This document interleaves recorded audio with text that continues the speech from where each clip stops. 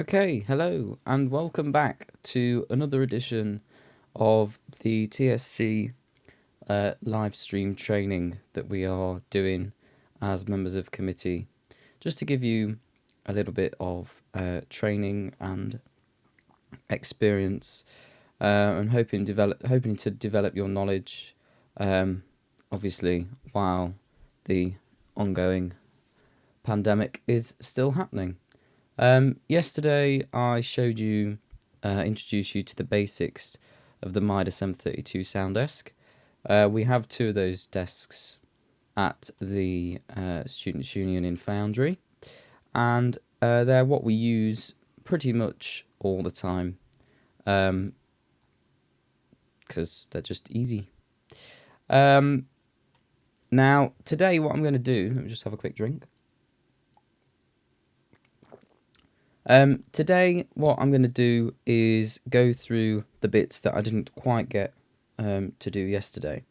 So we're going to do outputs and routing today, mainly is the focus.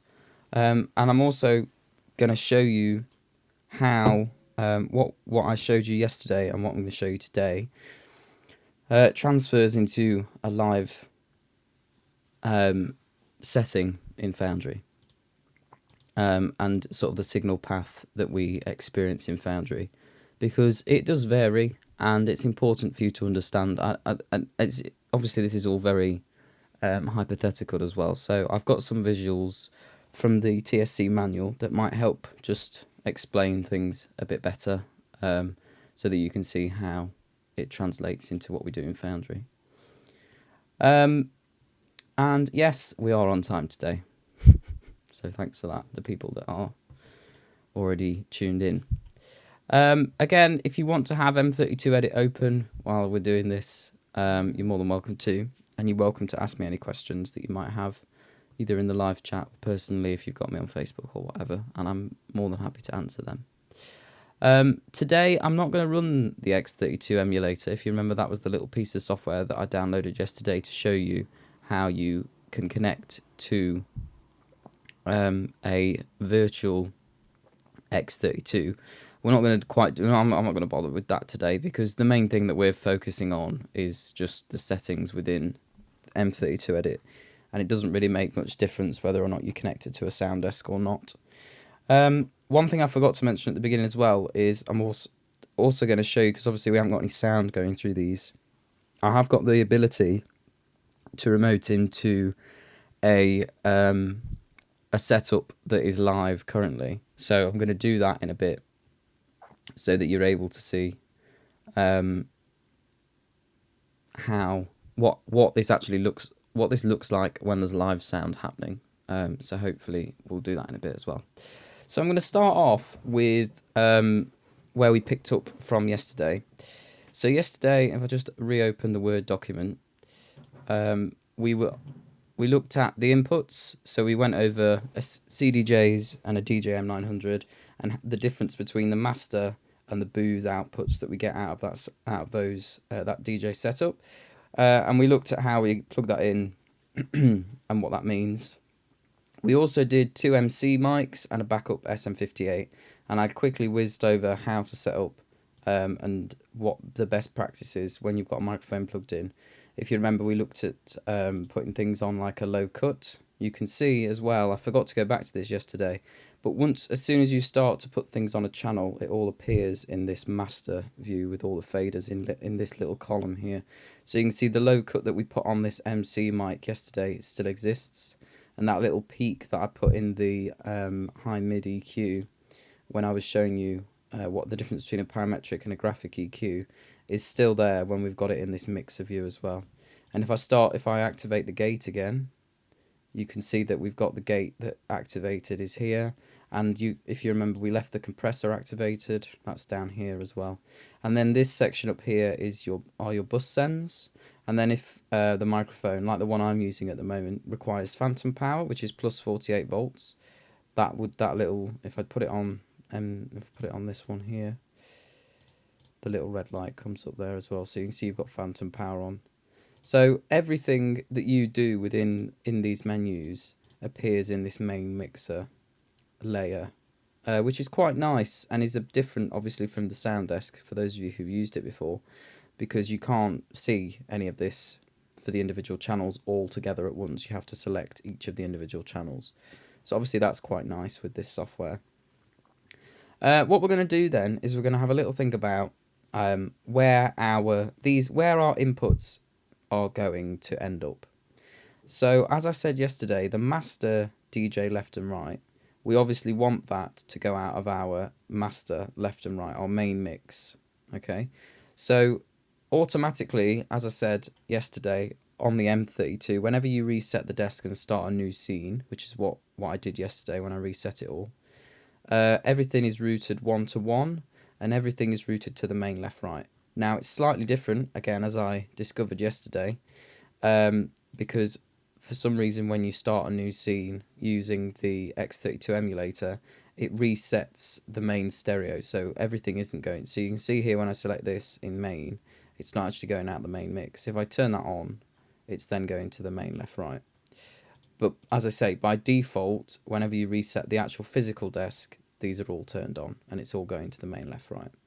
So I'm going to imagine that everything is on main stereo just for the time being, because I'm just going to show you something that you need to bear in mind. Also, something I've noticed as well, if you look, this panorama here, so this is between left and right.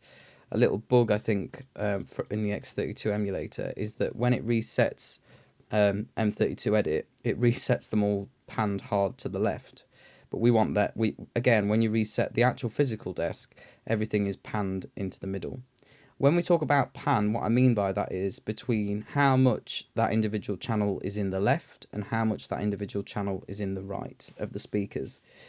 So, for example, if I've got a microphone plugged in, I could pan it hard. So this MC mic, you can see at the moment it's panned hard to the left, which means if I turn that mic up and I turn the main left right up, it would only come out the left hand side of the speakers. And just to show you what I mean by that, if you've got stereo headphones or a stereo sound system that you're listening to me through now at the moment, what I'm going to do is I'm just going to drop out the right hand channel on my mixer so you can see what the difference is, just in case. Well, actually, I'll pan my mic. Actually, I don't need to drop out the right. I can just pan my mic. So at the moment, what's my sound desk, if we imagine this MC mic is the one that I've got plugged into my sound desk that I'm talking to you through at the moment, this is what it looks like. So it's unmuted, obviously, so you can hear me. I've got it set at about -5, and the gain is set, as I said yesterday, wherever it is, at about -20, I think it was. Alright, it's a bit difficult to tell on my desk because it's a little knob. And what I'm going to do, at the moment, you can see, I get lost where everything is, it's in main, here we go. It's set at 0. So what I'm going to do is I'm going to pan it with my mouse, and as I pan it with my mouse, I'm going to pan it on my sound desk, so that slowly but surely, I am now only in your left ear. So that's what pan means, okay? It's panning it from left, and we can go the other way, so we'll come into the center, and we'll go all the way across to the right.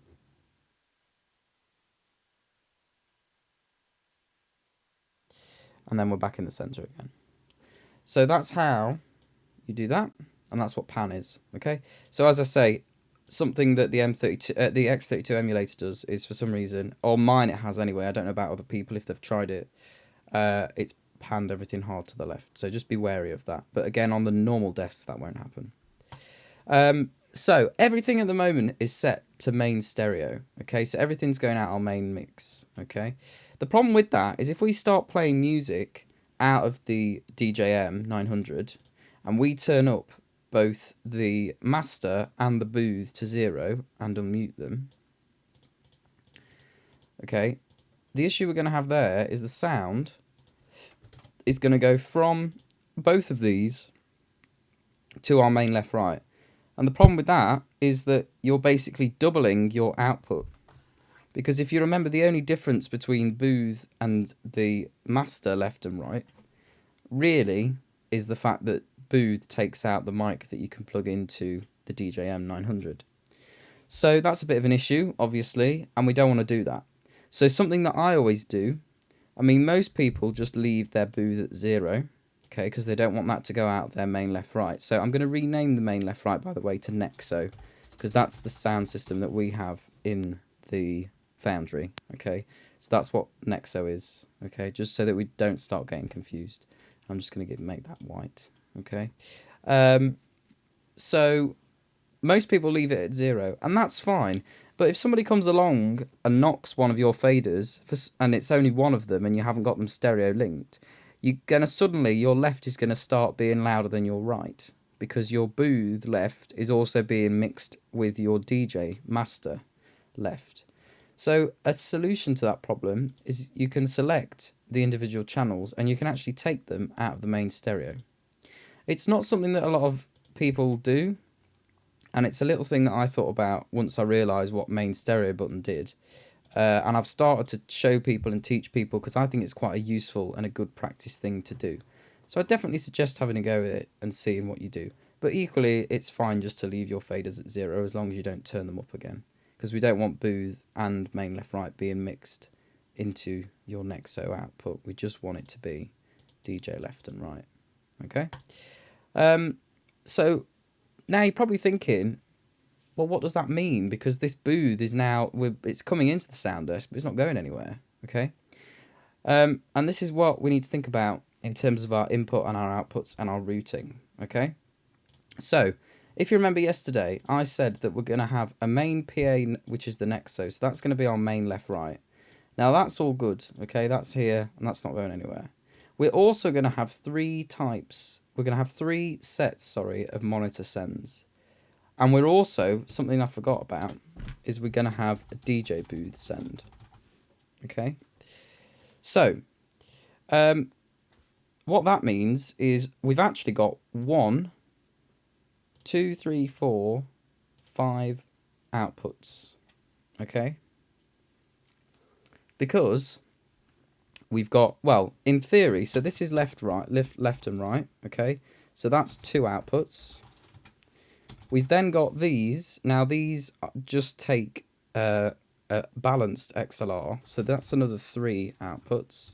And then the DJ booth also takes left and right, so that's another 2 outputs. So we've got 2, 4, 6 outputs going on here, okay? No, sorry, that's 3, isn't it? We're doing 3 monitors. Sorry. So we've got 5, 6, 7 outputs going here. That's right. Okay.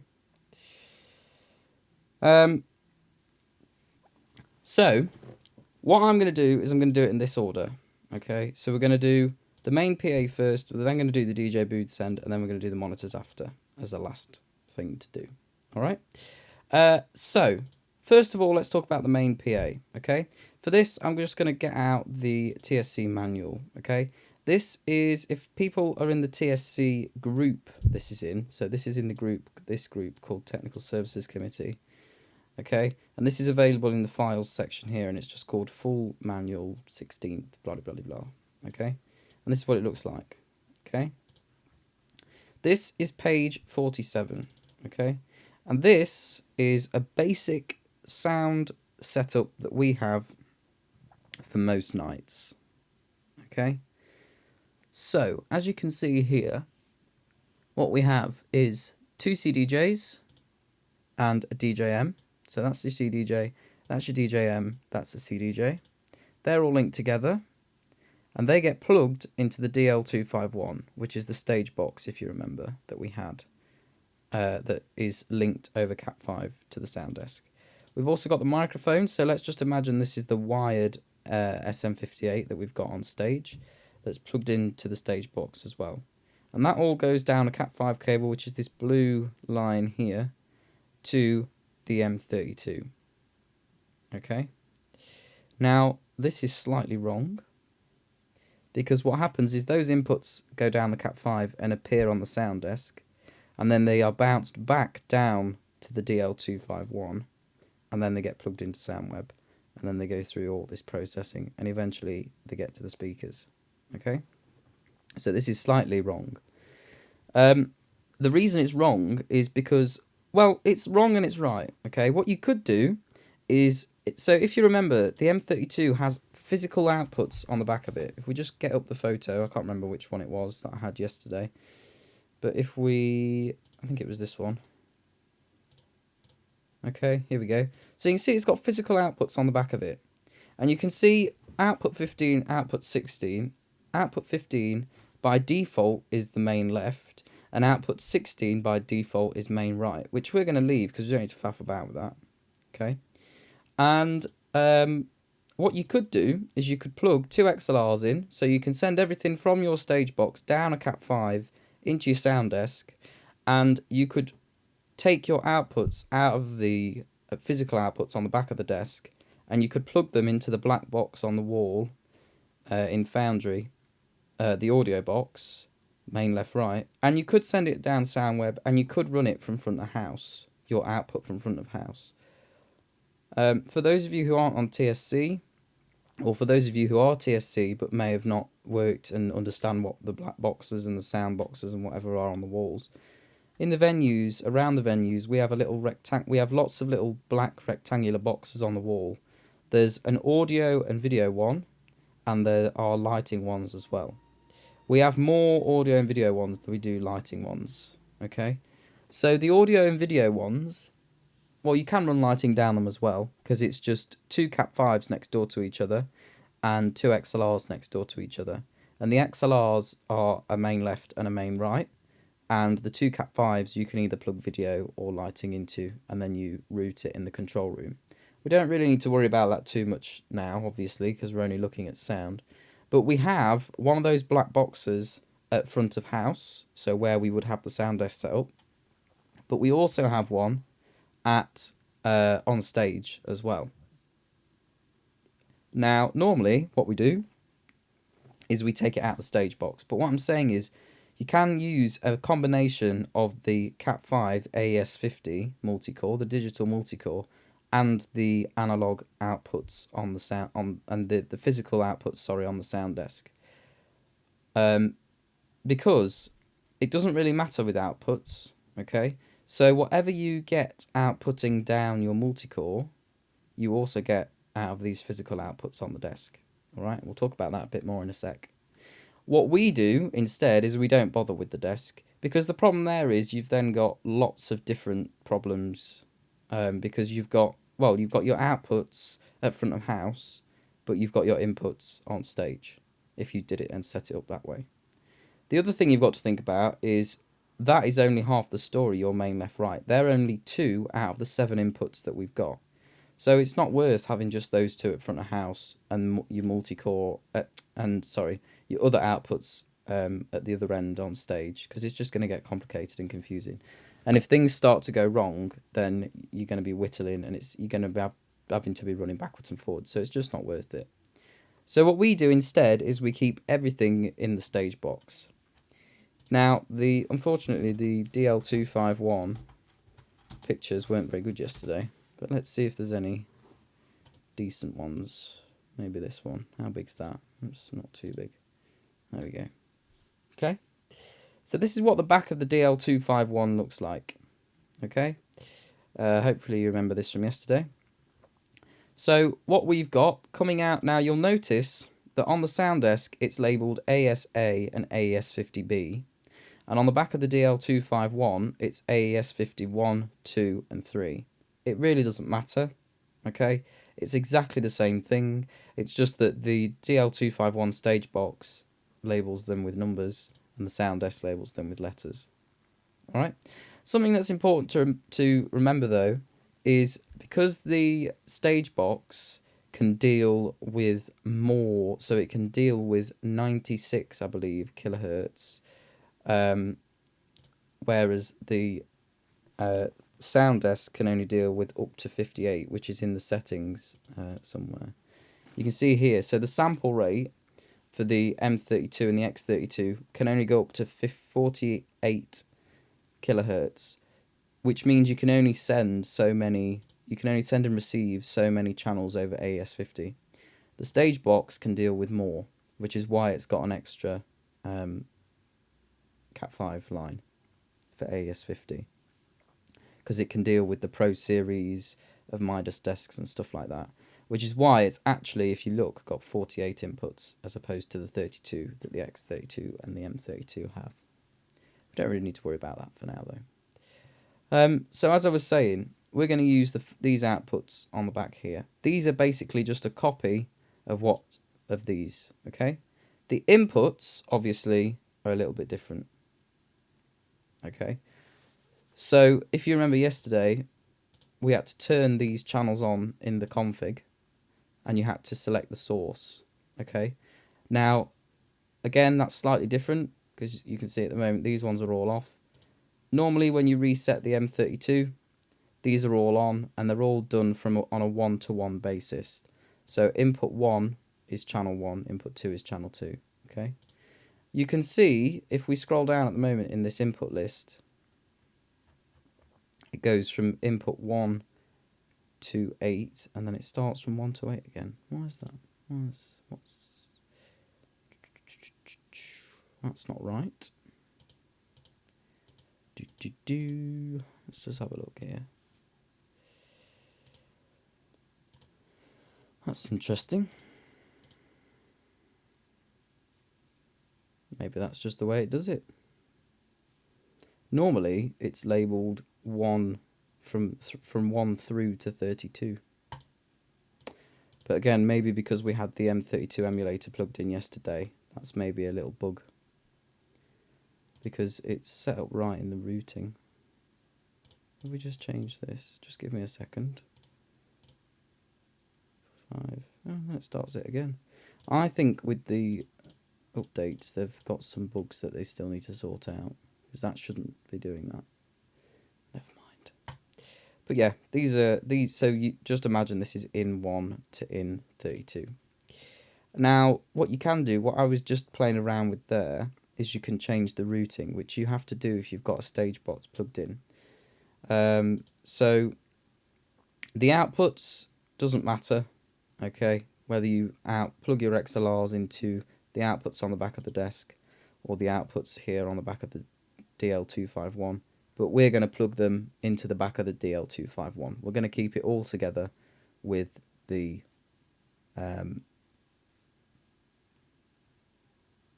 stage box. All right. So what we need to do now is sort our routing out, because at the moment, if we go, so up here in the top right hand corner, we've got routing. Okay. If you've got the desk, obviously it doesn't look like this, and you've got the little screen. If you want to navigate to routing on the front of the desk, you can do that by, let's find, that's a relatively decent photo, I think. It's a different one from yesterday. Oh dear, no it isn't.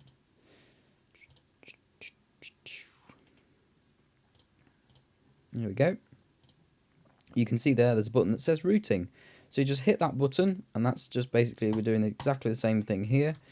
And you can see at the moment, everything is done to the local inputs. Okay, when we talk about local, we mean the physical inputs on the back of the sound desk. So we're doing inputs now. So these inputs here, okay. So these physical inputs on the back of the sound desk are these local ones here. And you can see at the moment, so 1 to 8 is channel 1 to 8.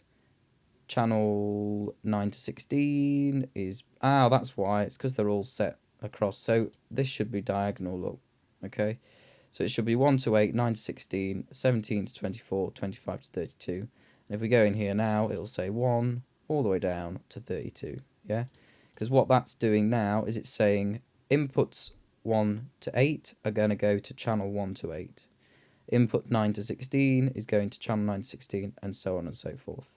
Before, when it was all set down here, look, it's just channel 1 to 8 copied and pasted across all the channels, which is not what we want. Okay? Now, we're going to imagine we've got our stage box plugged into AES50A, okay?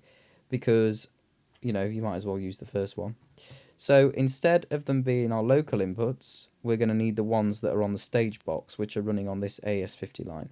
So we need to move all of these across and shunt them across to the AES50A line. So all you do is you just press and it moves the bubble. Press, click, click. Okay.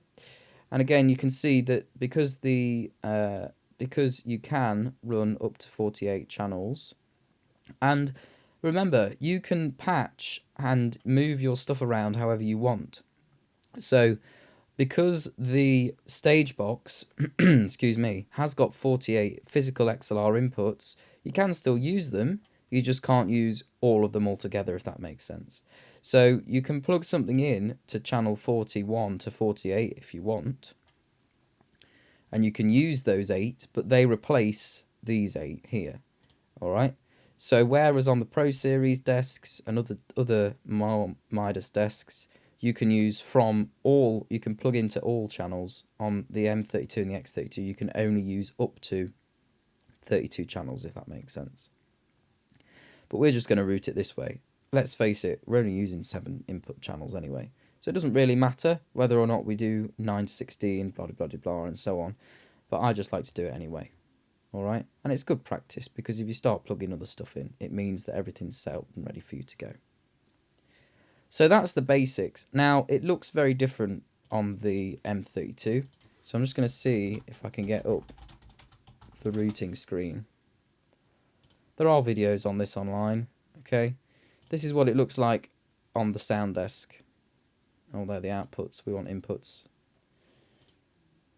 Here we go. So this is what it actually physically looks like on the desk. Oops, a daisies. I don't want to do is save it. I know what it looks like, don't worry. So this is what it looks like on the actual sound desk. So you can see as well that they've got some devices, they've got some stage boxes plugged in, and they appear over here in the top, in the right hand corner, and on the little screen that the M32's got. If we had an AS50 device plugged in, they appear down here on M32 Edit. Very similar setup. And again, I'm just going to put these side by side. So the only real difference that you've got is, just make this a bit smaller if we can. Don't know whether we can. No, we can't. Oops, it is. Don't matter. You don't need to see it all anyway. So you can see that it's very, very similar in that you have to do it across, okay? But you just have to use the encoder wheels and press select. So these little encoder wheels here, or knobs, scroll from left to right, and you can also press them in and out. Well, you just press them in to select something. So if you're doing it on the sound desk, you'd go into routing, so you'd press the routing button. Inputs is on the home tab anyway, so you don't need to scroll left or right. It'll just show it you straight away. And then all you'd have to do is scroll down on the encoder button until you get to AS128, and then just push it in and it connects it. So that's basically the same as us going like that with a mouse. All right. You just have to use the encoder wheel to scroll up and down instead of being able to move around with your mouse. Okay, that's the only difference. It does look a bit different, and it is a bit, you know, for those people who have only ever used the desk or only ever used the software, you sit in front of the desk and you go, oh my god, it looks a bit different. It doesn't actually matter. It's not that different at all. The other thing to bear in mind is that it doesn't quite look like this anymore. They now use a black colour scheme on the new firmware. But again, don't know whether anybody will have put that on yet because it's relatively new. Oh no, there we go. So this is the app. So this is a bit more representative. So again, if you've got the app on your iPad, the app is a bit more representative compared to the M32 Edit software on a PC. This is the colour scheme they're using now.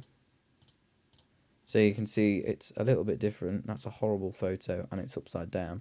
But you can see it's black and it's more of a dark colour scheme that they've got going on now.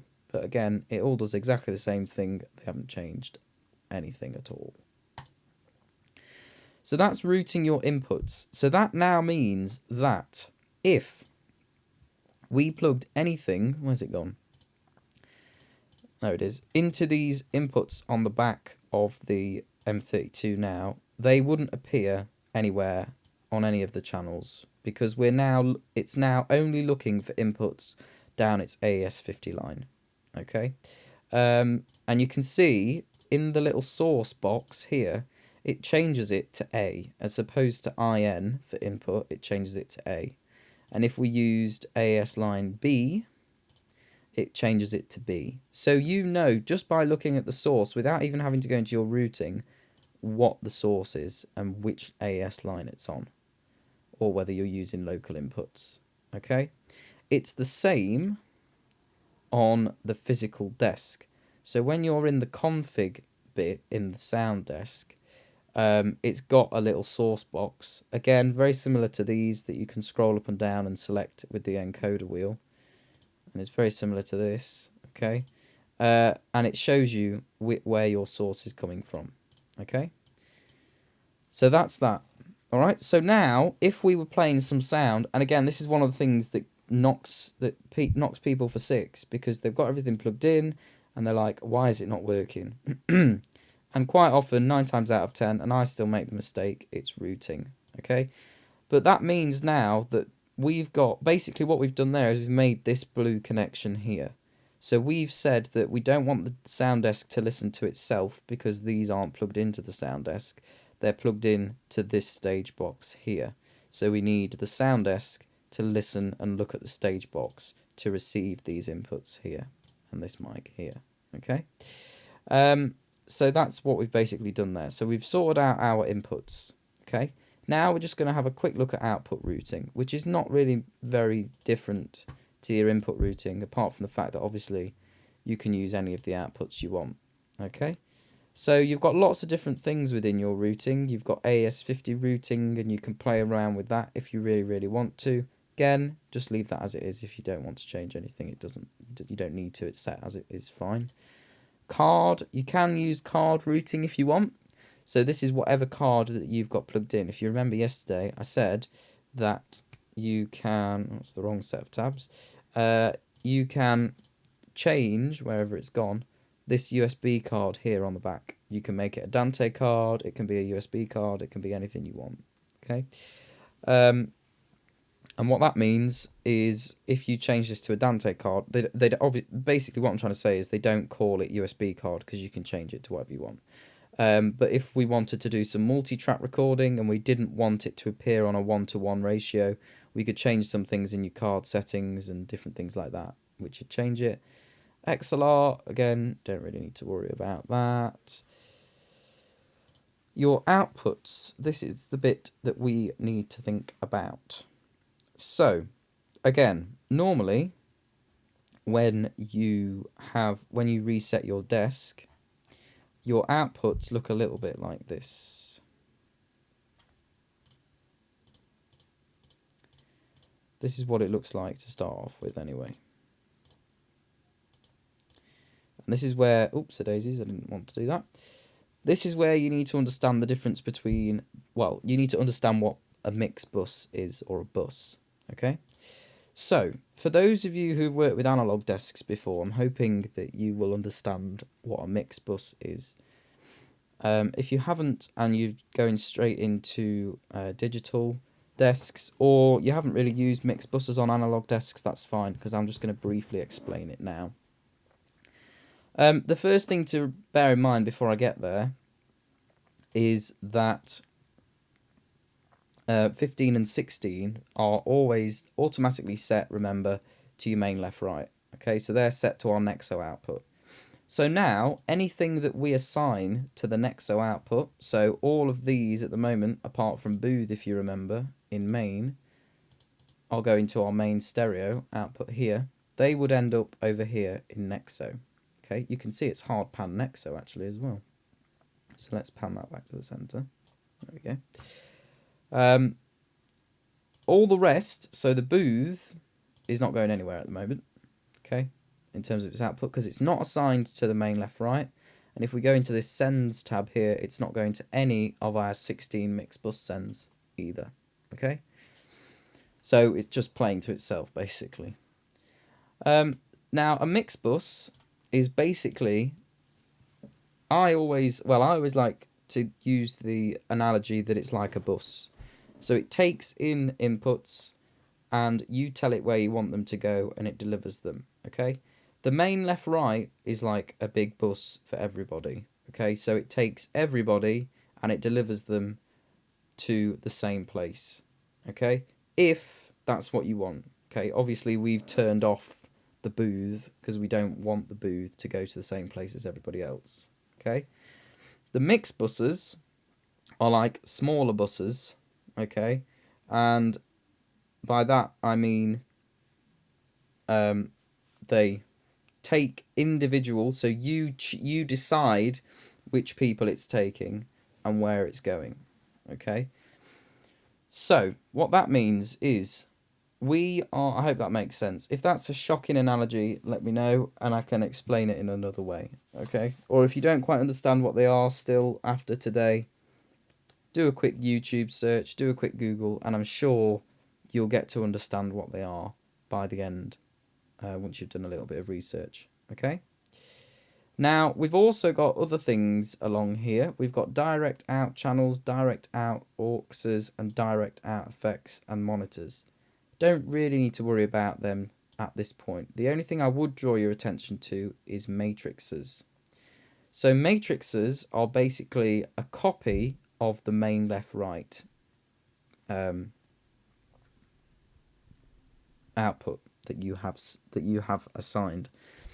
And it means that you can have a copy of your main left right going to different places. Okay, so for example, you might want to send, if you're doing a big stadium setup and you've got some delays set up. So a lot of the time with big stadiums or big festivals, you have your main left right speakers at the front, but then you need some delays further up the field or the venue to reinforce the sound. Now, the problem is obviously sound travels at a certain speed, which means that if you left them all completely as they were on their own and just let it output, it would sound really weird, because the sound that's at the front of the stadium would hit you at and the sound that's at the reinforced speakers would all hit your ears at different points, and it would sound really weird. So what you have to do is delay your reinforcement sound speakers, or your delays. You have to delay your delays. That's why they're generally called delays. Okay, and you would use a matrix to do that, because it means that you can leave your main left right alone and you can have a matrix with your delays on that have a certain delay, and you work that out based on the distance between the main speakers at the front and the delays at the back. Again, if you ever get into the situation where you're having to set up delays and stuff like that, there is a big calculation that you can do, or you can just download apps and stuff on your phone or do it online, and it'll tell you what you need to set your delay at. So it's really easy. You just need to know how far away everything is from each other. Anyway, bit of a sidetrack there, but that's what matrices are. So a mix bus allows you to add certain channels into it, and it will output it at a certain place for you. Matrices is basically a copy of your main left right. You can take things in and out of matrices, but generally it's just a copy of your main left right that you can send to different places. The only time I've used matrices is for Tuesday Club Carnival last summer. Well, I didn't personally set it up to use matrices because I wasn't on sound. But the only time I've seen them being used in the SU is we had the main left right. So I was down in bar 1 in Raynor Lounge. We had the main left right going out of the speakers in Raynor, but we also had some speakers outside. So we had some EVs on some stands outside, and we just needed those EVs to be a copy of the main left right output that we'd got inside in the lounge. So we just, Adam, who was on sound, just made some matrices and sent them out to the individual EVs outside. So it's really can be quite useful if you want copies of your main left right going to different places. Right, anyway, moving on. So as you can see, again, when you reset the sound desk, this is what it looks like. So your outputs 1 to 14 are set from 1 to 14 on your mix buses by default, and your 15 and 16 is going to your main left right. Okay, now I'm going to leave that as it is. I don't want to play around with this at all. Okay, all I need to do is make note of what I'm going to put on each mix bus. Okay, so what we've done already is we've sorted out our main left right. That's done because that's on 15 and 16. Okay, so I'm just going to write next door to it, this is on 15 and 16. So that's going to be out 15, 16. My DJ booth, I'm going to put on outputs 1 to 3. And my, 1 to 2. What am I doing? And my monitors are going to be from 3 to 5. Okay? And I'm going to set that up now. And this is where we have some fun with doing fader flips and sending to your buses. So, the reason I've done it that way is because the DJ booth, for me, the DJ booth is probably a little bit more important than your monitor sends, because at the end of the day, the DJ's making the music, so he needs to be able to hear himself all the time. And that's pretty much going to stay as it is, static, for the whole night. Okay? Your monitor sends are obviously, could change, you could add some in, you could take some out. And the other thing, the very important thing that you have to remember is the DJ booth, we're going to link. And remember, you can only link from an odd channel to an even channel. Okay? Your monitor sends are individual and independent from each other, so you don't need to link them. So it doesn't matter where they start. Okay? Now, sometimes I've had it set up where my monitor sends have started on an even number, sorry, which is fine. Okay? But obviously, if it was set up the other way round, then that would be a problem because I couldn't stereo link my DJ booth. So I always start my DJ booth on 1 because it means I can definitely know that I can stereo link it, and then my monitor sends come after that. So we're going to sort out the DJ booth sending now to output 1 and 2. Okay, so as we can see from our routing, output 1 and 2 is set to mix bus 1 and 2. Okay, so all we need to do now is go into our input and send it to mix bus 1 and 2. The way that we do that is if we start with this mixer view and we select the booth and go into sends, you can see here we've got all of the 16 mix buses that we can send to. And all you have to do is turn up mix bus 1 to 0. And so that's left. And then mix bus 2 is going to be right. So you turn that up to 0 as well. And all I'm doing to get it, make sure it's on 0, I'm just selecting, there's a little box there, and I'm writing 0 and pressing enter. And you do right there. Okay. Now, as you can see, because this is a stereo pair, although I only want left to appear on mix bus 1 and I only want right to appear on mix bus 2, it puts both of them up on both channels. Okay, both mix bus 1 and 2. Okay. And it doesn't really matter because, if you remember, these are panned hard left and hard right anyway. And the same is going to happen with the mix bus. So if we scroll all the way across, by the way, at the bottom, you can't see the bottom of my screen, but at the bottom, there's a little bar that allows you to scroll backwards and forwards in M32 edit. So if I scroll all the way across here to my mix buses,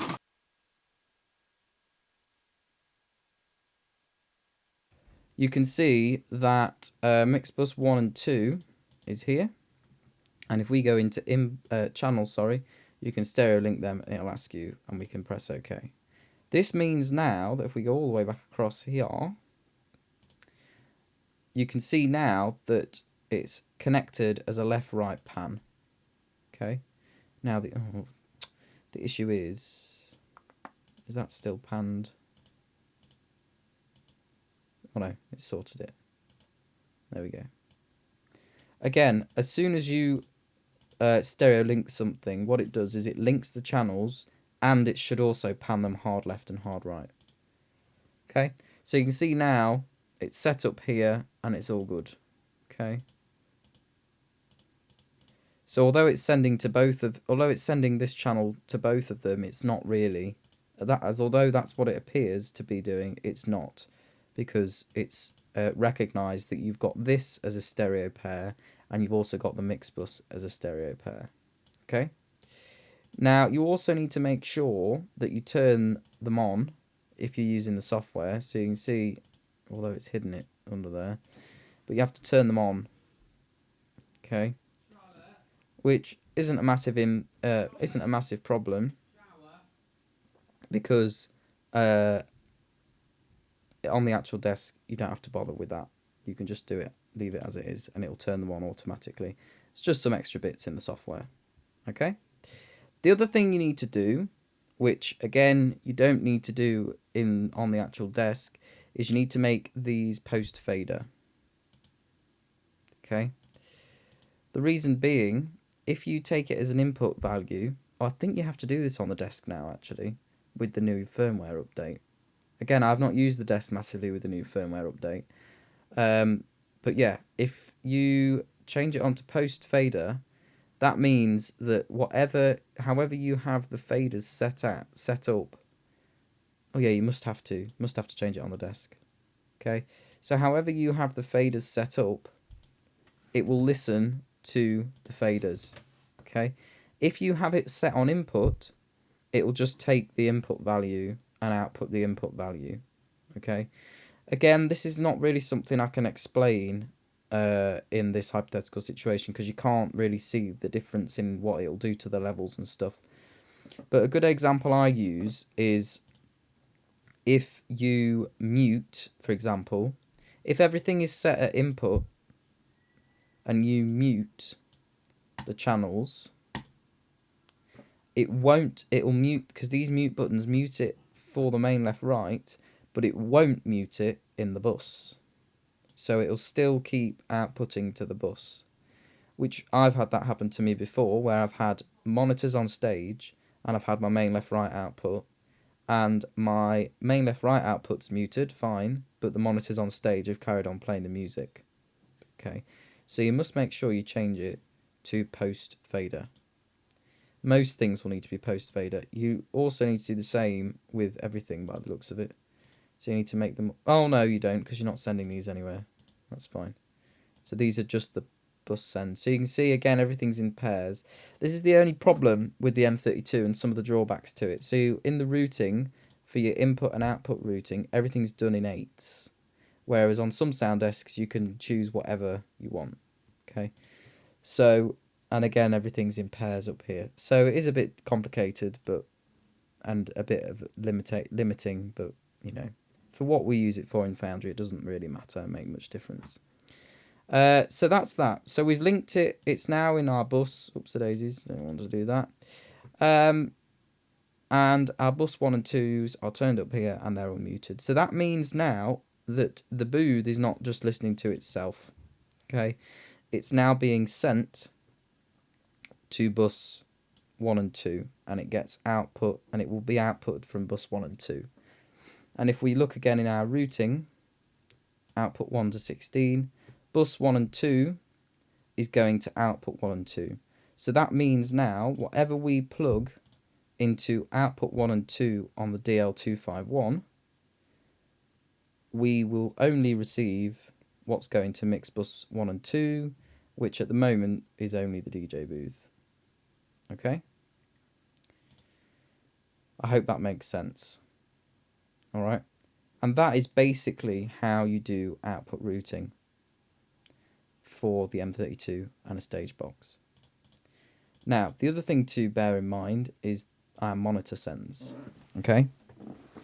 So, your monitor... Oh, before we do that, actually, just a quick point I forgot to mention earlier. Because we don't want to be turning flight cases backwards and forwards all the time, you'll probably be thinking, well, I've never seen the back of the DL251, so I don't know what he's going on about. I've seen this patch panel thing in a box with a blue thing like that on the front, but I've never seen the back of it that looks like that. That's because what we have in Foundry is we have a patch panel that sits underneath the DL251 with a load of XLRs on the front of it. That all of these XLRs go to. Okay, so it basically means you don't have to faff about trying to get into the back of it, and you can just have one thing and you only access the front. Alright, so in Foundry you'll probably never, unless you're plugging in the Cat5, because we haven't got any Cat5s, we haven't got any Cat5s on that patch panel. Okay, so unless you're going to plug in the Cat5, you'll probably very rarely end up being around the back of the DL251, but that's fine, it doesn't matter. Okay, all you need to remember is the XLR patch panel on the front is what we use. And it's just a direct XLR cable that goes into the back of these XLRs here. Right, where were we? So the other thing we need to look at is our monitors. Okay, so we've done our DJ booth. We've done our main PA. We've done our DJ booth, and now we need to think about our monitors. I am going to come back and just briefly chat about the Nexo potentially in a minute. So our DJ monitors. All right, I'm just going to quickly show you a photo of a typical stage setup from a Tuesday club. If I've still got it to hand. Here we go. Now this is quite a rare photo of Foundry because this is one from the side, but it's quite good to show you what I want to show you. Okay. So, oh no, I don't want to go to Bing. I just want to make it full screen, please. There we go. So you can see that what we've got here, I hope this doesn't, oops, daisies. I was going to say, I hope it doesn't do anything, but there we go. So what you can see here is, so we've got, forget that, that's one of my things that I did. So we'll leave it as it is, or will that do it? There we go. So as you can see, this is from Red Light, because I did lights, because I put these up. So this is from Red Light, okay? And you can see that this is a normal Tuesday Club setup. So what we've got either side is you've got the Nexo here, okay? You can see just a DJ monitor there just poking up. Okay, I don't think you can see the one on the other side, but we've got a DJ monitor there, and then we have the other beta deltas here. Okay, and along the front, we've got these speakers here. Okay, and we've got these are D&B M4s. Okay, these speakers along the front. So you can see we've got the Nexo, the monitors along the front, the MC monitors, and we've got the DJ monitors as well. Okay. Oops. So, with that in mind, we need to sort these out. Now, the beauty of M4s is that you can pair them together. Okay. So we have 7 M4s, but we very rarely use all 7 on. I don't think I've ever used all 7 on the front of stage. Okay. So the way that it was set up for this is we had 2 in the middle, and we had a smoke jet either side of the pair in the middle, and then we had another 2 over here, and then there's 1 here, and then another 1, obviously, that's out of shot. And this means you can see that the whole of the front of the stage has got complete coverage. So this MC dude here can walk backwards and forwards, shouting whatever he wants down the EW500, G3. Remember, we looked at them yesterday very briefly. And he can shout whatever he wants, and he can pretty much, wherever he's stood, unless he stands in front of this smoke jet here, or he's stood down here in the pit, he can hear himself, which keeps him happy. Okay? And that means that he can hear himself. Yeah, sorry, I'm just looking at the comments. I can't multitask. But we've got 3 sets of pairs, okay? Which means that we've got 3 outputs, okay? And these are going to be mix bus 3, 4, and 5, okay? Now, what I'm going to do is just label my buses, okay? Down the side here, you can see you don't have to view all the channels and all the mix buses and everything all at the same time. You can just view the individual banks, okay? And this is a little bit like the the page buttons that you have on the M32, okay? Apart from the fact that none of these are the pages that you can access. So just quickly, on the M32, wherever it's gone, these page buttons down the side here allow you to go through different pages. So you can see there's only 16 channels here, but it's a 32 channel desk. So the first page allows you to view these 16 channels. The second page allows you to view the next 16. The third page allows you to look at your aux ins and your USBs. And the last page, you can put your buses on this side if you want. Okay? I generally don't. The other side here, these 8, you have 8 DCAs, which is the first page. You then have 8 mixed buses, which is the second page. 9 to 16, which is mixed buses, which is the third page. And then you've got your matrices and your main center on your 4th page. Okay. So generally what I have selected when I'm doing a Tuesday club is page 1 on these faders, and page 2 on these faders, because I've got my first 16 channels on one page, and I've got my 1 to 8 mix buses on this page. So I've got I can see all my outputs and all my inputs that I'm using for that one show. Obviously these are different on here, so you get 1 to 16 in your DCAs, blah blah blah. We want the mix buses, so I'm going to name that booth left, and I can't remember what colour. I think it was green, wasn't it? It was. Sam, who is watching, who's asked why the stage box has 2 IECs, I'll explain in a sec. I am getting there, I have seen it, don't worry. I'll come back to that when I've just shown you how to do this. So the booth is now labelled, and then I'm going to label this stage left, centre, stage centre, oh, I've not given it a colour, and stage right. Up to you what you call it. You can do M4 left, M4 centre, M4 right if you want. Call it whatever you want, as long as you know what it means to you. Okay. What this means is I'm going to have stage left. For those of you who don't know what stage plot, okay, if I just bring up that photo again.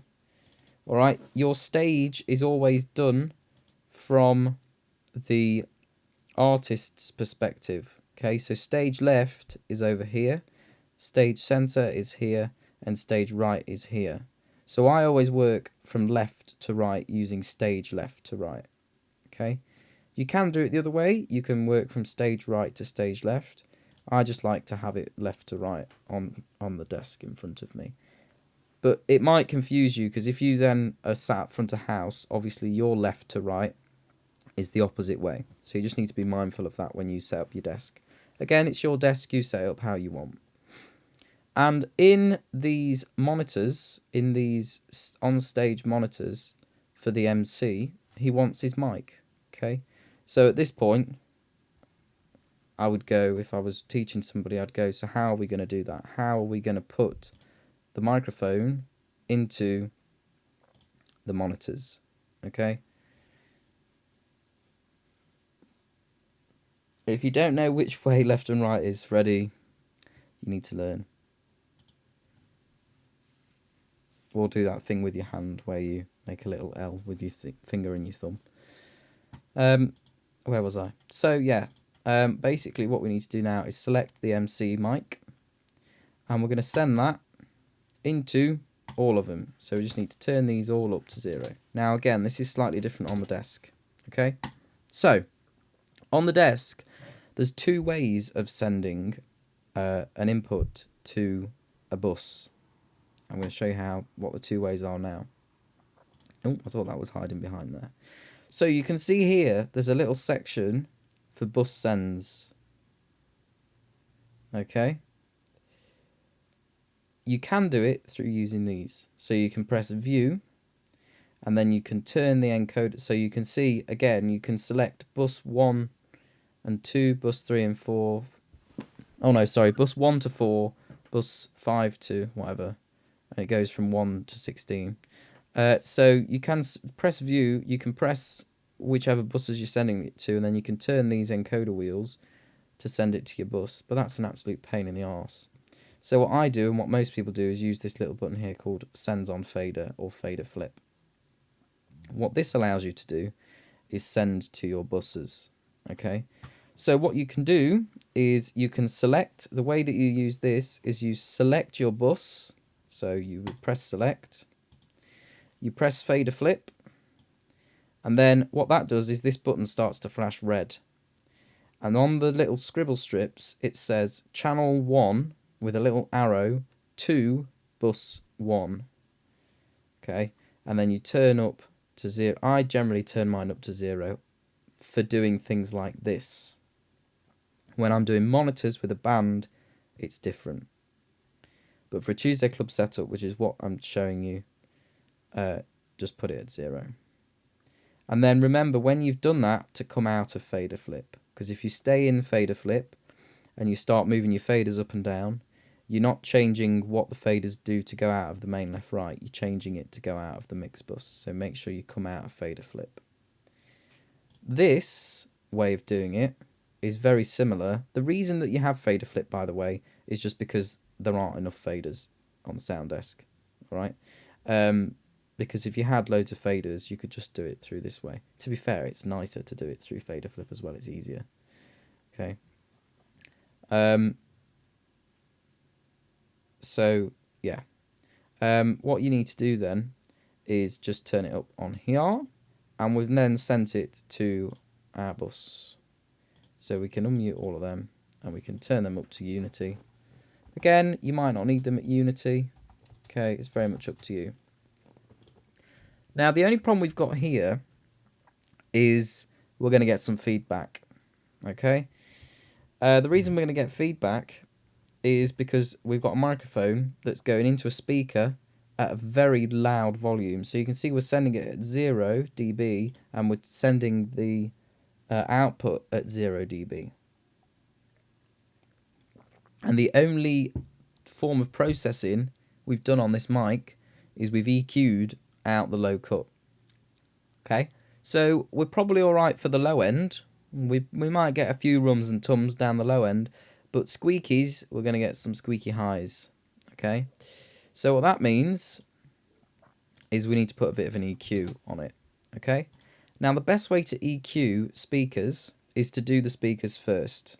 Okay, EQ the speakers, and then if you need to EQ the inputs that you've got going into those speakers, then EQ the inputs. Okay, so what I like to do is I like to put a graphic EQ on everything. So I put one on my main left, right. I put one on. I don't put one on the DJ booth because it's not worth it.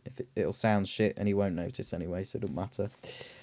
What I do though is I put one on my MC monitors. Okay, and I'm going to just show you how to do that in a second. Okay. I thought there was something else I was going to say before I did that, but I don't think there is. So we might move on to that now. Yeah. So yeah, the way that we do this is we've got to insert an effect, because a graphic EQ on the M32 is an effect. You can see up here we've got 8 effect processing units, and you can make these whatever you want. But by default, again, you have dual graphic EQ. Well, you have your reverb. So, well, this isn't what it looks like normally, but it looks a bit more like this. So your base one's a delay, I think, actually. But anyway, so the desk has it set up with presets. Okay. Now we're going to do a graphic EQ, and remember from yesterday, graphic EQ is an EQ the way you can select the individual frequencies. Okay, parametric, you can put a parametric on. Okay, so if you select the mix bus and you go into EQ, you can put a parametric on, but I don't bother.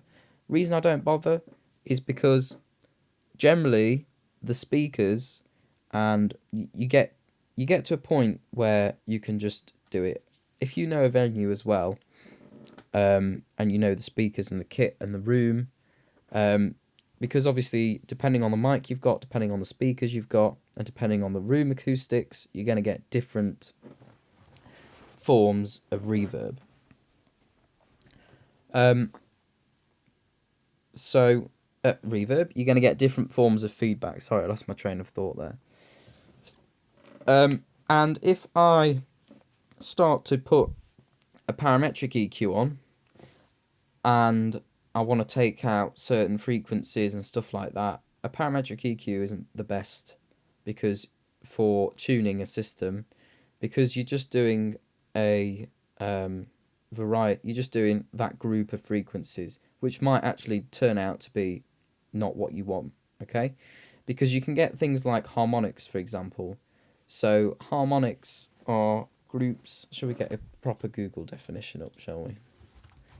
Harmonics. Music. Here we go.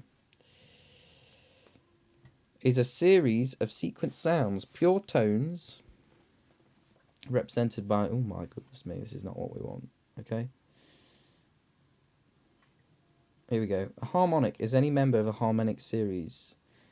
An ideal set of frequencies that are positive integer multiples of common fundamental frequency. The fundamental is obviously a harmonic because it is one of itself. A harmonic partial.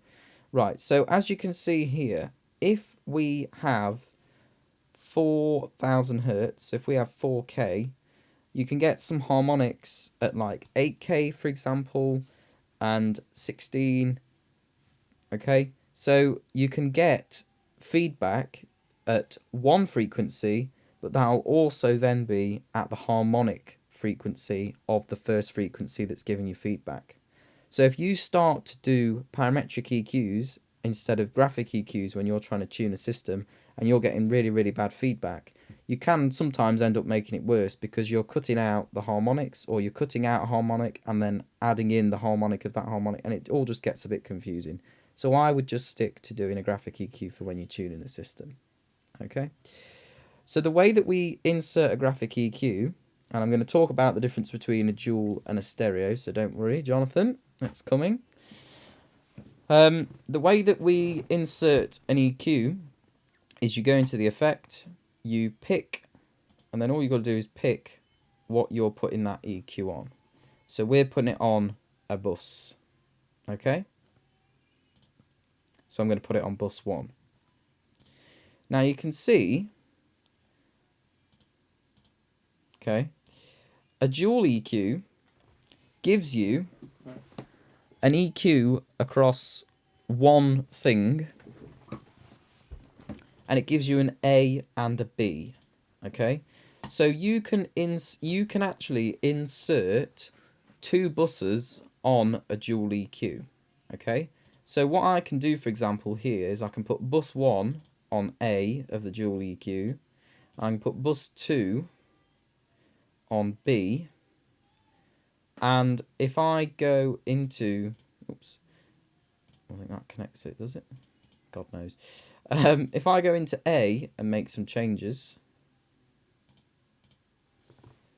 why is that coming up like that? Who knows? I make changes.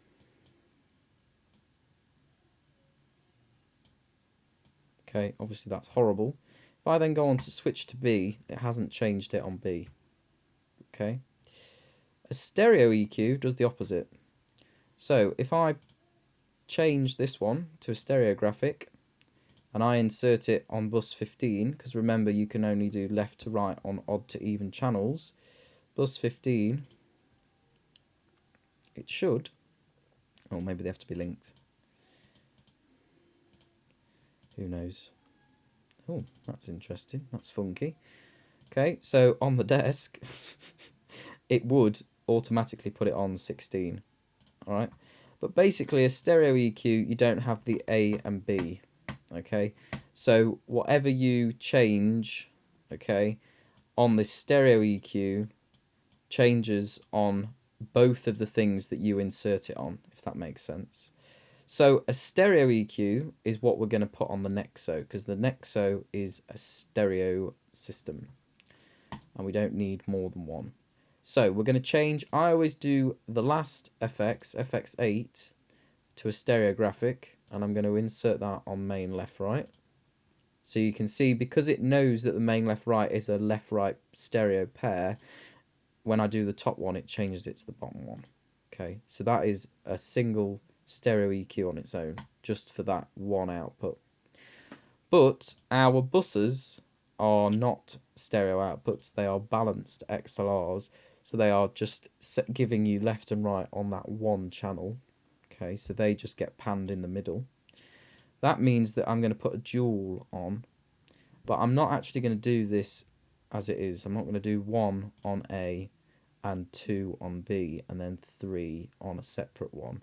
The reason being, when you have the physical desk in front of you, by the way, I hope that answered your question, John. Let me know if it didn't, or whether it did. It's always good to know.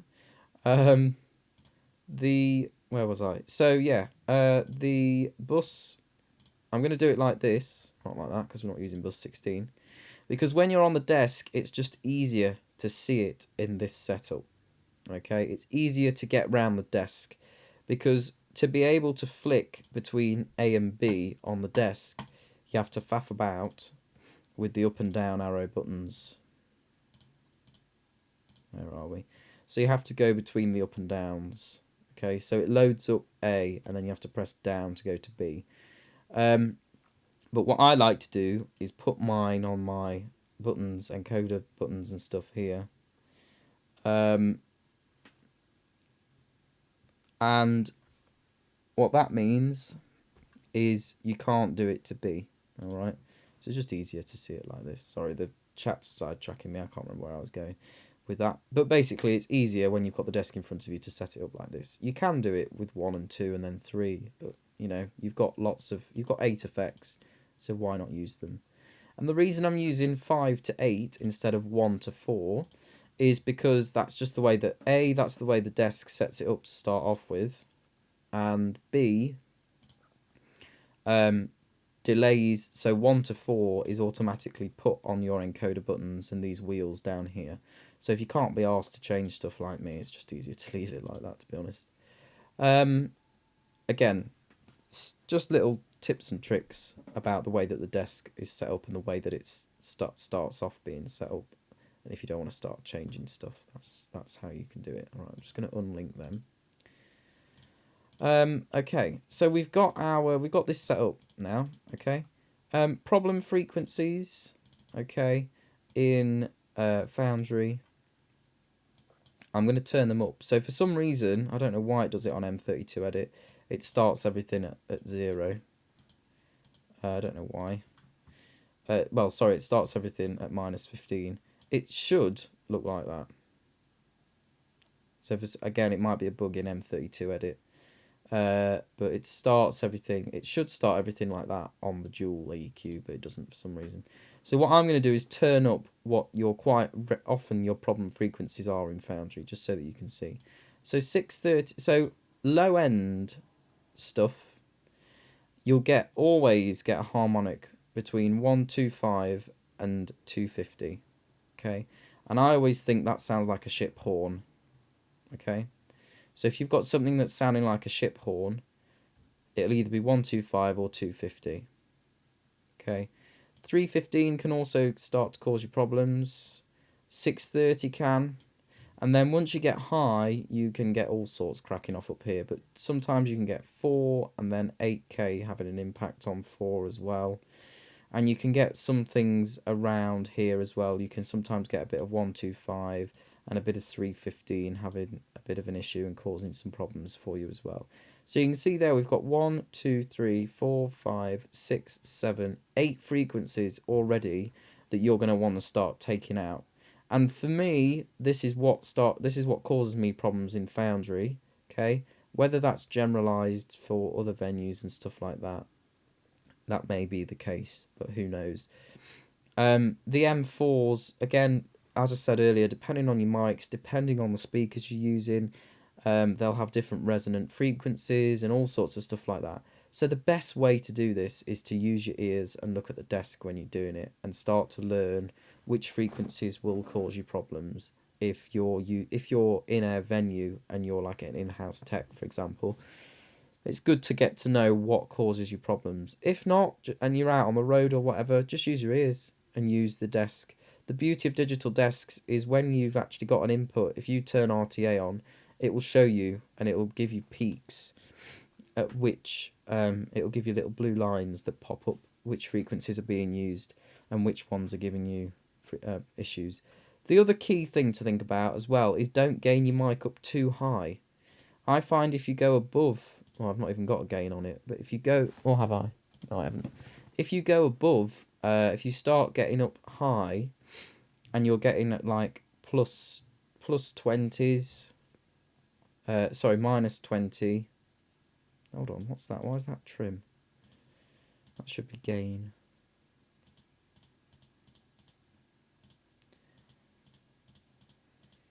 Oh, I've had this issue before with flicking it to AES. Let me just flick it back to local. I can't remember what the issue is for now. Okay. If you... can't remember what it is. It might not even be able to be solved on here. Ah, that's why. think that's why anyway. I'll explain that in a sec as well. Oh no, it's done it. Who knows? Right. Anyway, I need to explain about clocks in a sec anyway. So if I start to get sort of in the plus 25 dB on my gain, you do start to get issues with just you start being ridiculous and taking out loads of frequencies. So my suggestion is turn your gain down, boost it a little bit more on your fader. If you need to change some settings on the wireless mic, if it is a wireless mic, then do that.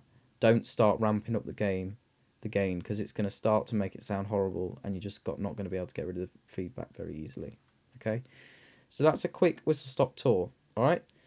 So once you've EQ'd your system, so obviously this is a backwards EQ, so you're gonna, all the ones that are turned down are the ones you're gonna want up, and the ones that I've turned up are the ones that you're gonna want to take a little bit out of.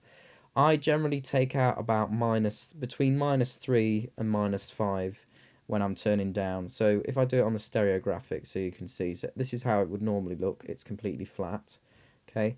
And if I start to take out things like 125, you can see it takes it out by a certain amount of decibels. So I'll try taking it out by about 3 or 5, because you don't want to take it all out, okay? And start to see what that sounds like. If you do need to take more out, I generally try and take it out in sets of 3 or 5 multiples of, okay?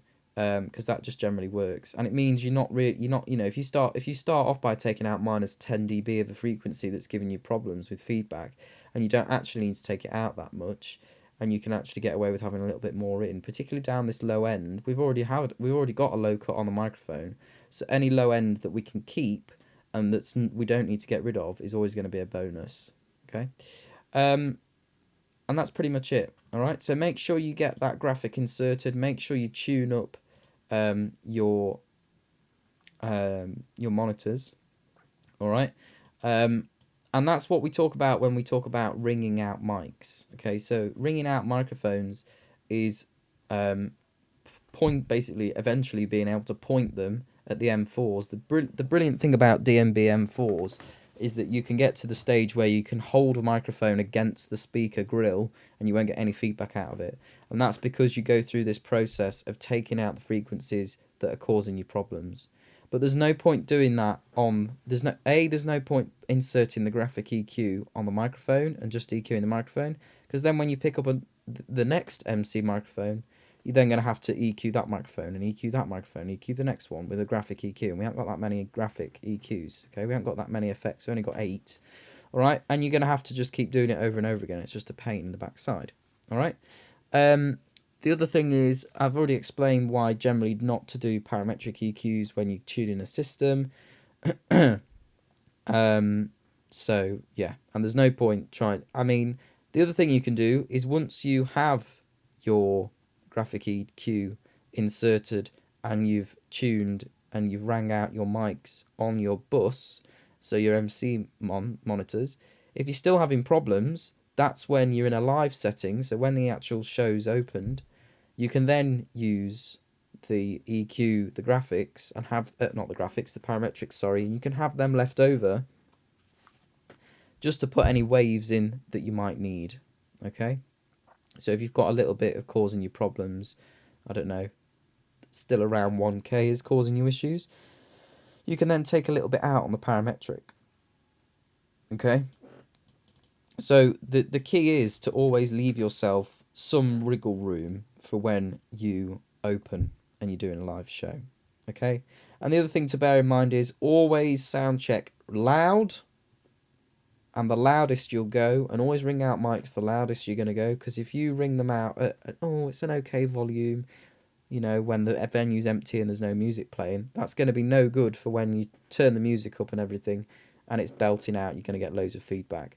So my suggestion is, once you've rang out your mics in your MC monitors, get the music playing out the main Nexo PA, get the DJ booth monitors playing, and get somebody shouting down your mic on stage. Because again, you might start to get some feedback from the different, you've got 3 sound sources going on there.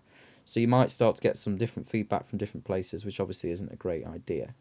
So make sure you do a proper full sound check. When you've got that time to spend some time doing it properly, do it properly.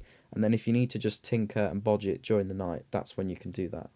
Okay, not budget, but you know what I mean. When you haven't got the time to spend doing the stuff that you need to do that's important. And I've shown you how to insert that graphic on the Nexo. Okay, so that's a stereo graphic. Make sure you understand the difference between the two.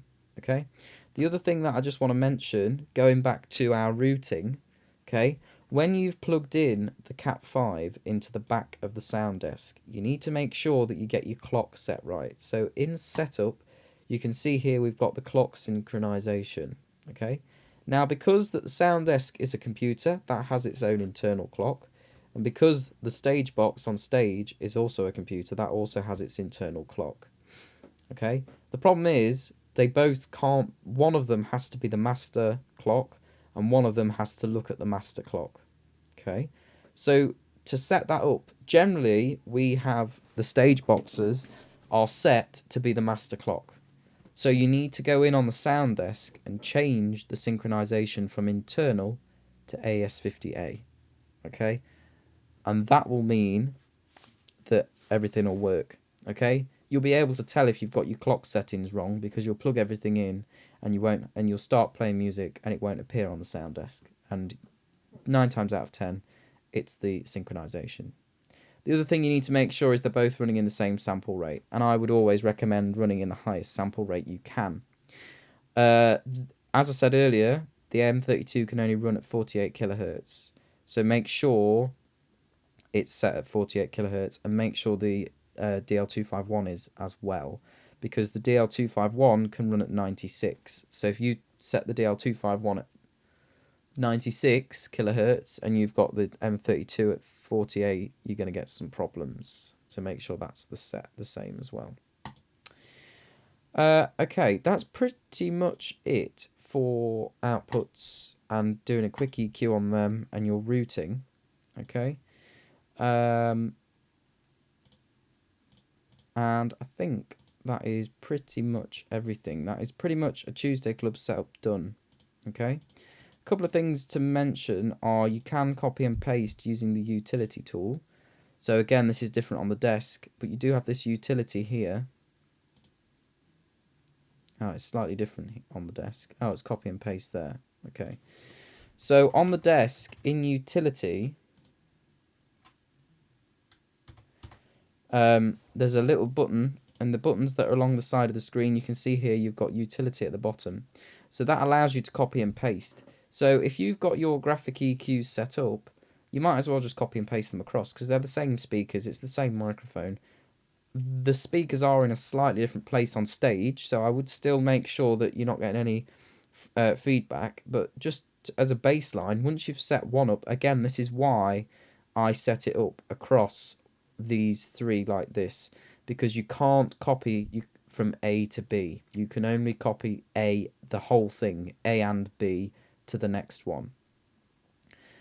So again, if you're being not lazy, but if you're trying to be quick and efficient, once you've set up your graphic EQ for one of your mix buses, okay, just copy it onto the next one and onto the next one, okay? But be mindful that it will copy A and B onto the next one and to the next one, okay? And you can do that in the utility. You just press copy. Ooh, let's just close that. So you have to have the one selected you want, okay? So you just press copy. Oh, I already have, okay? And then you can select, again, it's a little bit different on here, but it will, similar, copy 3 to 4. Oh, that's copying the scribble strips and everything. I don't know whether you can copy the graphics across on here. Maybe you can't, but you can do it on the actual desk. Okay, and you just press copy and paste. Okay, and they are on the bottom encoder buttons again. Okay, that's pretty much it. Now the last thing I'm going to do just before we go is answer Sam's question, which is why the stage box has 2 IECs. I believe it is the current draw, but let's just look it up because I don't know. It's all I've always wondered why. So let's have a quick look at the manual.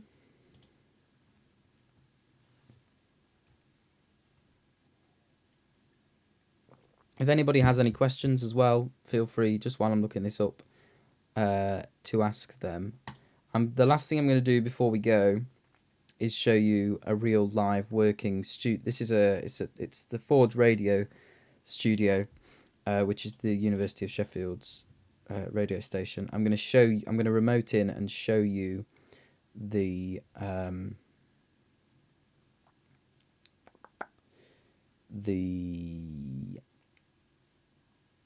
sorry, I'm trying to read at the same time. This isn't working, is it? I'm going to remote in and show you it working, a live setup. So you can see here power consumption. So PSU1 is 90 watts and PSU2 is 110.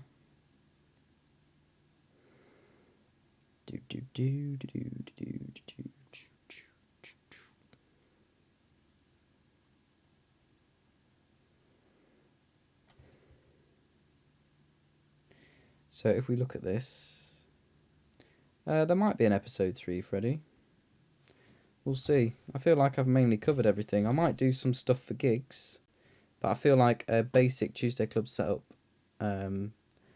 for juniors is pretty much covered across these 2 videos, or at least I hope they have. I hope I have anyway.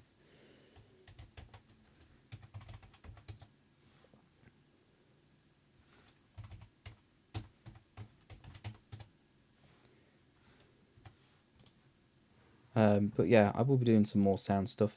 I'm also going to get some analog stuff out so you can see the difference between the 2. I've got some of my own personal equipment. I just need to get hold of a camera and find some space.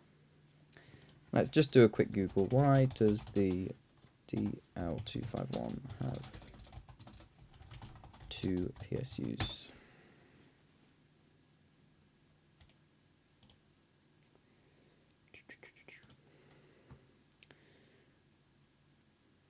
Oh, no. I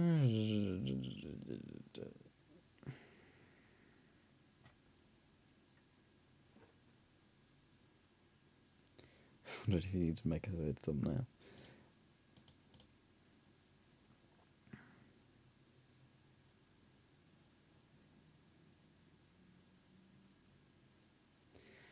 Yeah, I thought that, Sam, but you can see that both of the PSUs are used at both of the voltages. So, I don't know. Who knows? But yeah, that was going to be my first guess. Yeah, whoever's logged in as TSC Sheffield, I was going to go with redundancy as opposed to the fact that you can use it everywhere. But yeah, so mainly it's because if one dies, you've got a second one, so your stage box isn't going to get turned off because obviously it's one of the most important things. Okay, right, let's quickly remote into the studio. Yeah, TSC Sheffield's telling us what to do. Right, so this is Studio 1 of the Forge Radio Studio. This is what it looks like. This is the PC. Lovely. This is just Myriad is the software that we use to broadcast the radio live. It's the music database that we use. So what you've got here is a very, very complicated M32 setup. As you can see, there's a lot going on here, but it's very, very simple, realistically, when you narrow it down. Okay, so I'm just going to talk you through some of the stuff that's going on here. All right, so the way that this studio is set up is it has a stage box. It doesn't have a DL251. It's a smaller stage box. It's actually the M32C, which is a rack-mountable version of the M32 with a... It's going to tell me in here, actually, isn't it? I think it's a DL16 stage box. It is a DL16 stage box, which is this... Oh, hello. Oh, is it 10 o'clock? It is. Just let Myriad do its thing.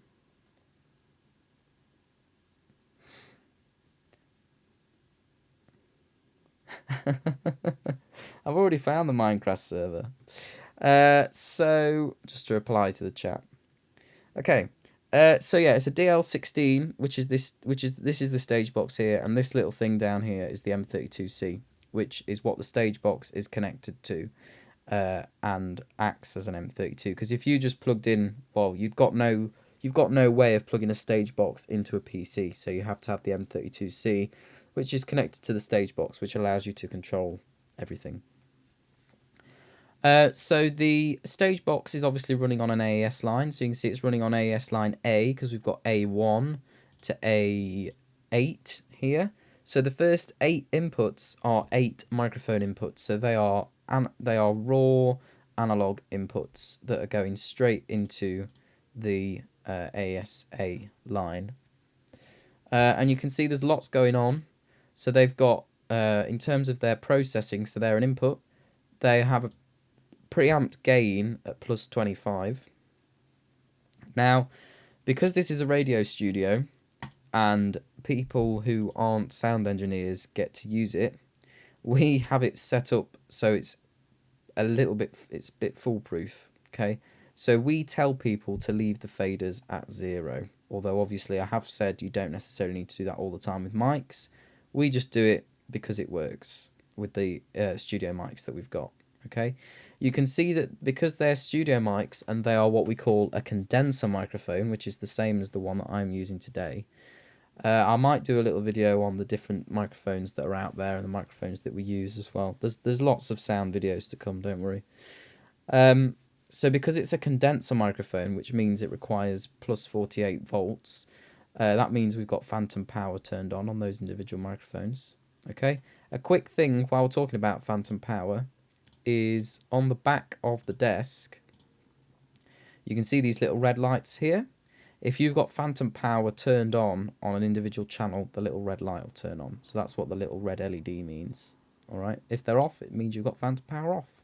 If they're on, it means it's on. Where was I? Yeah. So we've got these mics that are in here. Okay. So they're coming in, and then we also use a Dante card. Okay. So Dante is an audio. I suppose it's an audio routing software that you can use over network, and I'm not going to go into that because it's confusing and complicated, and even I still struggle to get my head around it sometimes. But basically, Dante comes in using the card. So if we look at the routing and the way that it's set up, you can see that inputs 1 to 8 and 9 to 16 are coming in from the stage box, and on the card, from channel 17 to 32, we're actually receiving channels 1 to 8 and 9 to 16 from the Dante card that's plugged in. Okay, so that means that it's a bit of a different setup to how we would normally run things, but it just goes to show you that it's quite this is quite versatile equipment. Okay, in terms of the outputs, again, they're all a bit all over the place. Okay, but this is again quite simple when you look at it. So we don't use all the outputs as well. Some of it is old stuff. All right. So we use, strangely, for our broadcast, so our main left right, which is as our broadcast left and right here, we actually use channel 1 and output 1 and 2. Okay, on a mix bus, and this is because we have studio monitors that have funky things routed to them. It's basically just so that we can have it set up the way it is with the studio monitors. So it's a bit more complicated and a bit confusing, but I just wanted to show you in practice what a setup can look like with M32 Edit. And upstairs, and in the Forge Radio Studio, we don't have a physical sound desk, so this is how we do all of our control of the several inputs and outputs that we have. We have to do it all on screen. All right. So that's the routing that we've looked at today. I'm just working backwards here. If we have a look at what actually is also happening, so it's gained. We've got plus 48 volts. These little lines here, I can tell you what they are now. We've done mix buses today. So they're all of the mix buses and the different places that you can send it to. They also have a gate on them. So if we go into the gate here, you can see that that's set up. So that microphone will only receive signal when and it will only output signal when it gets to a certain sound level.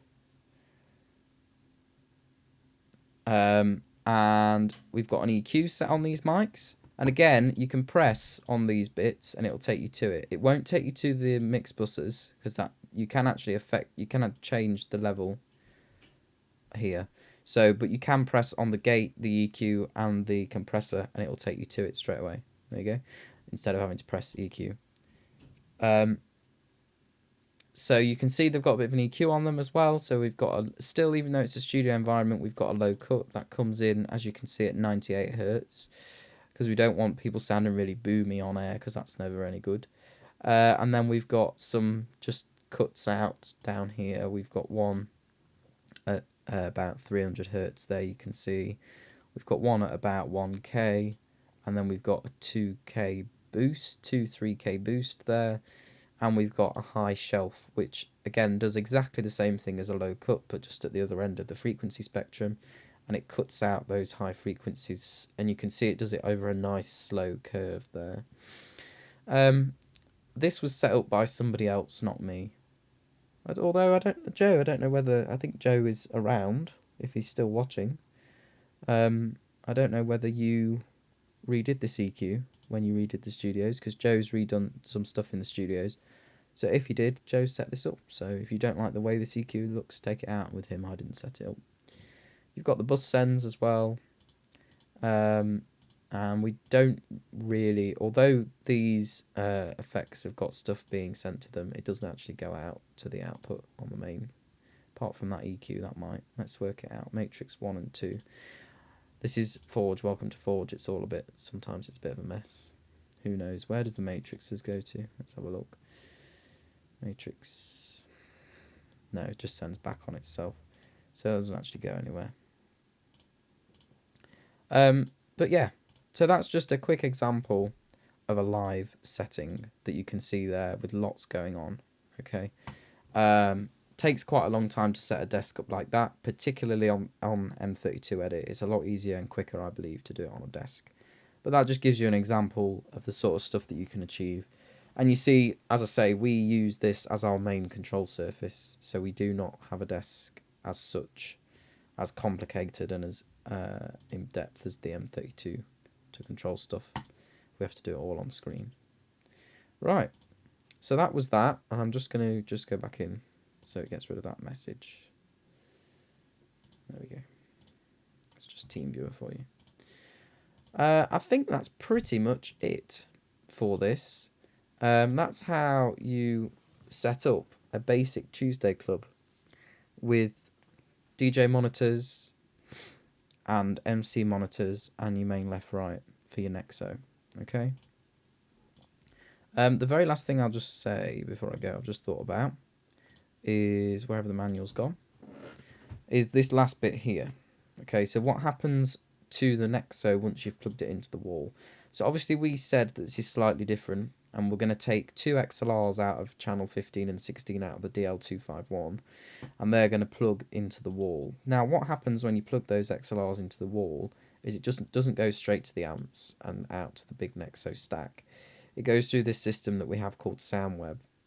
SoundWeb is what exists in the control room and is the touchscreen PC. And that allows us to have all of the different black boxes around the room. So if you plug in on Foundry Stage, for example, and then you go and have a look at the SoundWeb, there is, on the touchscreen, there is an input called stage inputs. So you just have to unmute that, turn it up, and unmute the master and turn that up. Now, unfortunately, I can't show you that because I don't think it's in the manual. And no, because this then moves on to power, and the system that we have is custom made for Foundry, so I can't even show you what it might look like. But I believe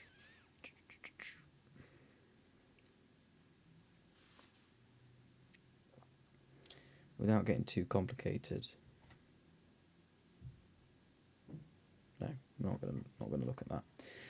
But this is the system. So you go through SoundWeb, which then, so basically what happens is you plug it in on stage into the black plate, into the XLRs, which then goes all the way to SoundWeb, which is in the control room. and then it bounces all the way back to the band room, which is the room on stage where the amps live for the speakers. So it does do, the sound does go backwards and forwards a little bit, but you know, it doesn't matter too much because it means it gets processed and controlled properly. So once it goes out of SoundWeb, it then goes through 2 XLRs through the roof, and it ends up in the big rack, which is somewhere. There's a, here we go, here we go, here we go, here we go. So you may recognize this from Foundry. Okay, this is right, I believe. Yeah, ignore this, because that's not right. But there's 2 XLRs here. Okay, so the 2 XLRs then come from SoundWeb, get plugged into the rack here, and then start at the top of the rack and go all the way down to the bottom. So the XLRs come in, they go into the EQ. So the actual main Foundry Nexo system has its own graphic EQ. That graphic EQ does absolutely bugger all, because it is actually, if you look at the screen, set to 0. So it does nothing, but it, you know, if you wanted to, you could put a graphic EQ on the Clark Technic EQ, sorry, and you could do it on that if you really wanted. It then goes through an NX241 processor. Let me just remind myself what those are, and if we still have them. Oh yeah, it does. Oh, it's the crossover. Haha. Didn't know that's what it was called. So a crossover. So the problem you have, and this is a bit off the side now, this is just some extra sound stuff. So the problem you have with sound, obviously, is it's from 20 Hz to 20,000 Hz across the whole human spectrum. But we have individual speakers. So if we just look at this diagram down here, this isn't quite right anymore. Okay, this isn't quite the setup we have. But these are the speakers that we have. They're just in a slightly different configuration, and they do different levels of the sound. They do different frequencies of the sound. So the S2s, for example, are the subs. So they do really low end sound. You don't want to put highs through them.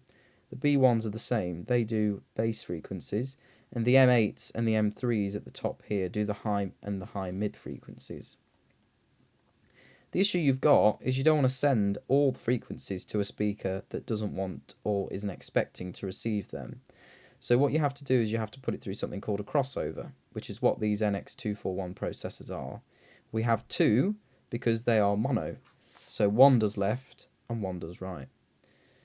And what they do is they take in the full range frequency, so all the channels off these 2 XLRs here that comes out the EQ and goes into here, and then they split up the different frequencies and send it to the amps.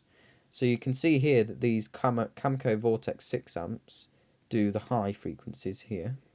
Okay, so what it'll do is it'll send just highs to the Vortex 4s, okay, out of the processor, and then it'll send the mids to the Vortex 6s, it'll send the bass to these Vortex 6s, and it'll send the subs to these Vortex 6s at the bottom. So you can see we've got 1, 2, 3, 4 sets of frequencies, and if I just get them back up again, you can see on here, on the actual controller, and again, if you've ever unmuted the sound, if you've ever unmuted these, you'll have had to do this. It has 1, 2, 3, 4 mute buttons because it's controlling 4 sets of frequencies. So this is a digital crossover, and you set it on the screen here, and it does it all for you. All right, but that's why we have to unmute them, and that's why there's 2 of them. Where's that manual gone now? So that is the basics of the setup. Okay, that's what happens to the sound after you've done what you want to do with it on the sound desk. So it goes on quite a hell of a journey, to be fair to it. All right, because it has to go from the DL251 into the wall to SoundWeb in the control room, back down through the processing in the band room, and then eventually it gets out of the speakers. Okay. The last thing I was going to say about this is this rack is powered by two 32 amp single phase, which are these two blue connectors here. Okay, so there's one at the top and there's one at the bottom. Okay, so if ever you're tripping on the sound in Foundry, there's two in the trip on the trip board. There's two purple trips, and they're called PA top, which is that one, believe it or not, and PA bottom, which is that one, and that's why you have to turn those two on, because it's those two 32 amp single phase connectors there. Right, I've been going for about an hour and 45 now, and I'm surprised if anybody's still here. Thank you if you are. I know it's a lot to take in. One thing I would say, obviously, is if you have any questions, do feel free to ask. If you're a member of TSC and you're not already in the TSC group, make sure you join the group. Okay. And you get access to the manual. Okay. And yeah, if you have any questions, drop them in the group, drop me a message. And like I say, what I will do is I'll do some more stuff on analog sound, microphones. Basically, I'm going to try and cover as much sound stuff as I can.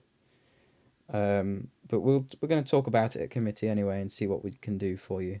But if you have anything specifically that you really, really want to know about and it's sound related, just let me know. And we can sort it out. Or anything related, really. Because we're going to start to put together the other live streams with the other disciplines on. And if there's particular stuff you want us to start off with that you'd like to know, then just tell us. Alright. Thank you very much for watching. I hope it was useful and you've learnt something at least.